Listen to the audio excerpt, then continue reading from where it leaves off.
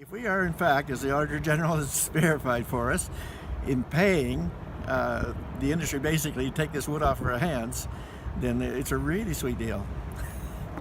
Do you have any hope, expectation that the current government, the Higgs government, is going to do anything to fix this? Well, the new minister has indicated that he would like to see private woodlot owners get their fair share of the market, and that he doesn't see why 30% isn't a reasonable figure, since that's the size of our land base. So if we were getting that share of it, and something has to be done about pricing.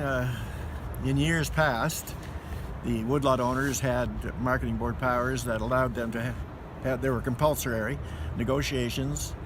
If they failed, we had conciliation and then arbitration, so that we could negotiate prices that would somewheres be fair value for our wood. And that's what would give me some hope, is if the government would again assume its responsibility, its social responsibility to the people of New Brunswick. It's not, what other business here in New Brunswick would tolerate the government competing with them and driving them into unprofitability? This has been going on a long time.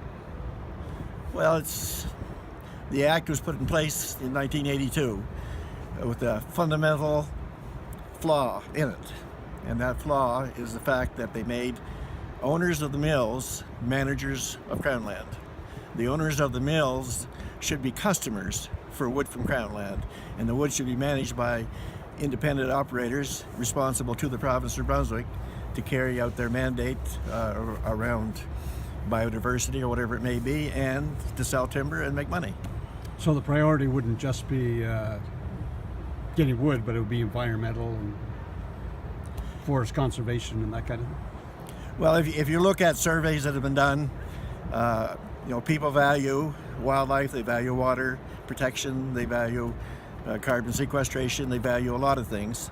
And yes, they would like to see a financial return from their resource, yes. You're optimistic?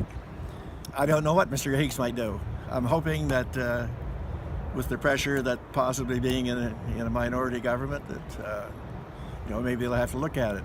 Because I've said this directly to him, to Mr. Higgs, that there's $100 million there available. And if you're looking at trying to balance budgets, which he wants to do, and I applaud that, it's a good goal. But we have people like our nursing home employees, we have potholes, we have a whole lot of priorities in this New Brunswick that need to be addressed, and $100 million in revenue that they could have by simply reaching out and making the necessary administrative steps that way to get it, to me is just, it makes me sick to think we don't do it. Why don't we do it?